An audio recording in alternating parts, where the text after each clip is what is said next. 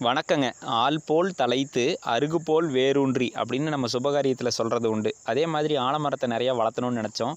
தெய்வாதீனமாக பார்த்தீங்க அப்படின்னா, மரத்தை தேடிட்டு இருக்கும்போது யாரோ ஒரு லாரிக்காரங்க ஏதோ அந்த ஒரு மரத்துலேருந்து வாதை உடச்சி கீழே விட்டுட்டாங்க. அதுலேருந்து இந்த 2 வாதை வெட்டி நம்ம இந்த மரத்தினுடைய கன்றை உருவாக்கணும் அப்படிங்கிறனால பாலெல்லாம் வருது பார்த்தீங்களா?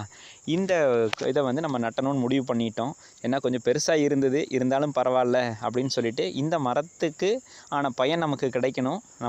நமக்கு இல்லாமல் மட்டும் இயற்கையோடைய சுழற்சி எப்பவும் போல் இருந்துக்கிட்டே இருக்கணும் அப்படிங்கிறதுனாலங்க மரத்தினுடைய முக்கியத்துவத்துக்காக பாருங்கள் எடுத்து நம்மளுடைய வாகனத்தில் வச்சுட்டோம். நிறைய பேர் போகிற வரவங்களாம் கேட்டாங்க, "உனக்கு என்னத்துக்கு இந்த தேவையில்லாத வேலை?" அப்படின்னாங்க. இருந்தாலும் நானும் இயற்கையில் ஒரு அங்கம் அப்படிங்கிற மாதிரி அதை எடுத்துகிட்டு ஒரு குழி போட்டு அடுத்த தலைமுறையோடு சேர்ந்து இதை பண்ணும்போது அவங்களுக்கும் மரத்தினுடைய முக்கியத்துவம் நிறைய கிடைக்கிது.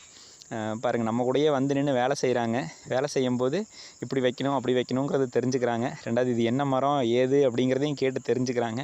வச்சுட்டு நானும் தான் தண்ணி ஊற்றுவேன் அப்படின்னு நானும் முன்னாடி நிற்கிறேன் அப்படிங்கிற ஒரு விஷயத்தோடு நின்று எல்லாமே நமக்கு எசைஞ்சு வர மாதிரி தான் நமக்கு நம்பிக்கையாக இருக்குது.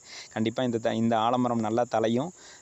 முதலையே சொன்ன மாதிரி ஆள் போல் தழைத்து அந்த மரம் கண்ணாக வச்சுருந்தோன்னா ஒரு வருஷம் 2 வருஷம் ஆகும். அதனுடைய நேரத்தை நம்ம மிச்சம் பண்ணியிருக்கோம். நீங்களும் இதுக்கான வாய்ப்பு கிடச்சிதுன்னா செய்யுங்க.